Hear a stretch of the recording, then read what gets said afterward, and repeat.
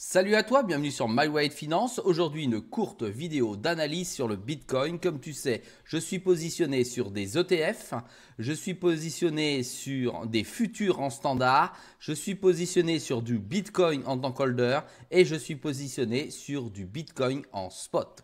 C'est parti.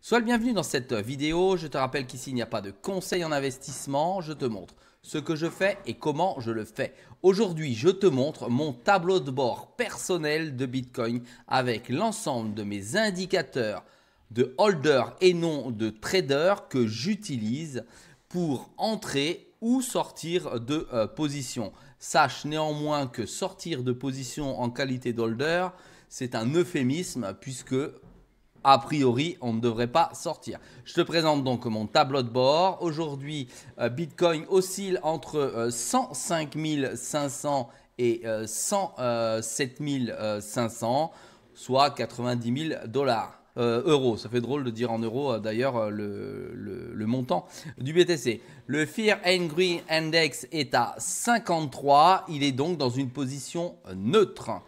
La tendance des analystes de manière globale, ce que j'ai pu aller glaner, analyser sur Internet, c'est un optimisme prudent. Ça signifie une hausse, oui, à long terme, mais des risques de volatilité à court terme. On le sait d'ailleurs en ce moment au regard des différentes informations qui circulent d'un point de vue réglementaire, économique ou de guerre actuelle.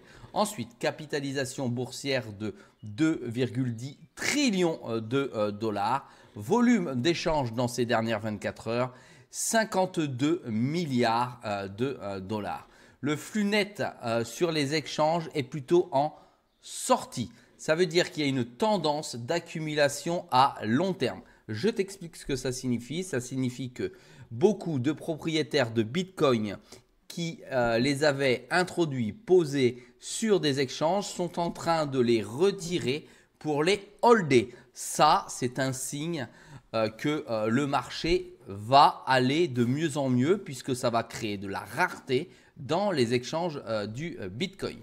Taux de financement, tendance négative, risque de short squeeze. Ça veut dire que ça peut violemment descendre vers le bas pour remonter très haut directement.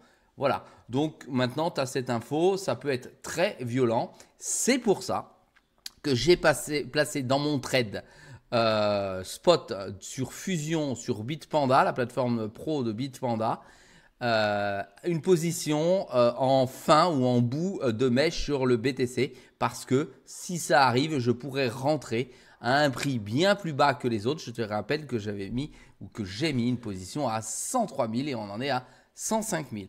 Ensuite, dominance du BTC, 54,7% du marché. C'est énorme, énorme, énorme. On est toujours à bien plus de 50% du marché.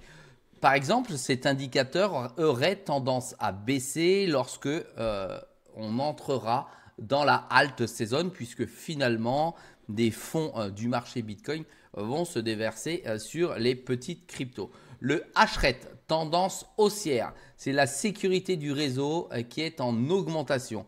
Tu vois, ça je me sers, ça c'est du on-chain comme indication, je m'en sers pour savoir si effectivement il y a les mineurs qui sont présents et si les mineurs gagnent ou pas de l'argent. Si le hash rate est en tendance haussière, ça veut dire qu'il est de plus en plus difficile de miner du Bitcoin. Prochain halving pour le garder toujours dans un coin de l'œil en avril 2028. Oui, je sais, ça paraît bizarre. Je te rappelle que le halving, c'est le moment où le nombre de crypto-monnaies est divisé par 2 pour les mineurs.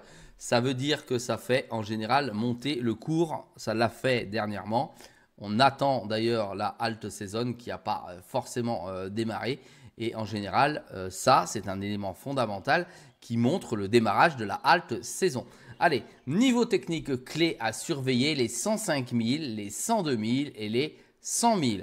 105 000 supports à court terme, 102 000 supports majeurs, 100 000 supports psychologiques. D'accord? On est à 105 740. Si ça casse les 105 000, c'est juste du court terme, ce n'est pas excessivement grave. Par contre, si ça vient de se reposer sur le support à 102 000, c'est un petit peu plus grave. Et si ça casse les 100 000, comme c'est psychologique, il est fort probable qu'il y ait une chute beaucoup plus importante. Et là, naturellement, des bitcoiners comme moi ou comme toi pourraient rentrer dessus pour garnir de nouveau le bag de manière bien plus importante. Ensuite, les résistances en zone de vente. La première résistance, c'est à 108 000.